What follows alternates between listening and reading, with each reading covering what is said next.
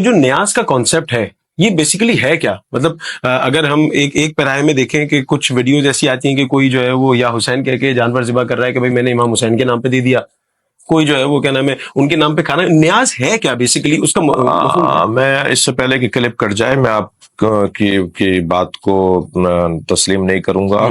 مجھے آج تک کوئی ایک بندہ نہیں ملا جو یا حسین کہہ کے جانور ذبح کرتا ہو.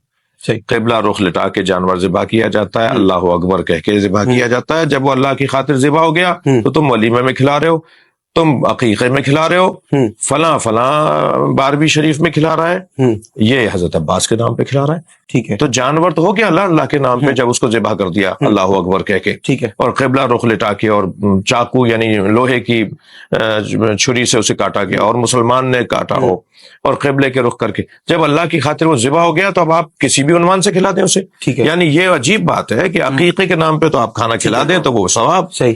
وہ جو آپ ولیمہ کھلا دیں تو آپ کس کے ولیمے میں کھانا کس کے ولیمے کا تھا، تو یہ تو شرک نہیں ہے کہ اس کے لیے جانور ذبح ہو گئے.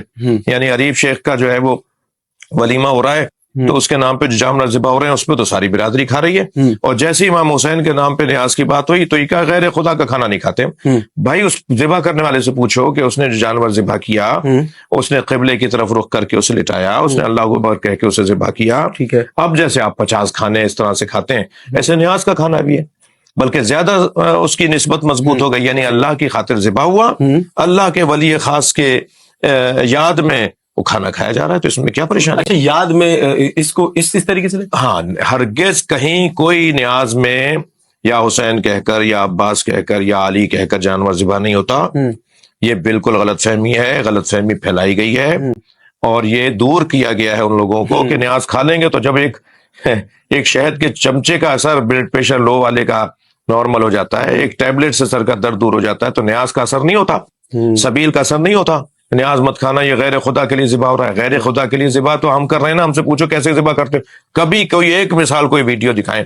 اور اگر ایسا کسی کو انہوں نے لا کے پلانٹڈ کھڑا بھی کر دیا نا کسی کو، تو میں آپ کو ابھی سے یقین سے کہہ رہا ہوں کہ وہ کوئی شرارت ہو رہی ہوگی. ٹھیک ہے، ہم خاندانی نیاز کرنے والے لوگ ہیں، اہل سنت نیاز نیازر کرتے ہیں، اہل سنت حلیم کی نیاز کرتے ہیں، اہل سنت مولا امام حسین کی یاد میں اللہ کی خاطر جانور ذبح کر کے لوگوں کو کھانا کھلاتے ہیں. شیعہ بھی ایسا کرتے ہیں. ہم کوئی بھی کام ایسا نہیں کرتے جو قرآن اور حدیث اور شریعت کے خلاف. اچھا، یہ جو دن مخصوص کر دیتے ہیں جیسے 8 محرم کو امام حضرت عباس کی یاد میں کھانا کھلا رہے ہیں، یا جیسے 12ویں شریف میں کھانا کھلا رہے ہیں، تو یہ دن مخصوص کرنا کیسا ہے؟ دیکھیں، دن مخصوص کرنا اگر حرمت اس کے لیے آئی ہے تو جائز نہیں ہوگا. جب حرمت نہیں آئی ہے تو کلو شیء طاہر کلو شیء حلال، ہر فعل حلال ہے، ہر شے طاہر ہے، الا مگر یہ کہ اس کے لیے خاص اس کے لیے حکم آیا ہوا. تو جب جائز ہے تو پھر دن مخصوص کرنے میں کوئی عیب نہیں.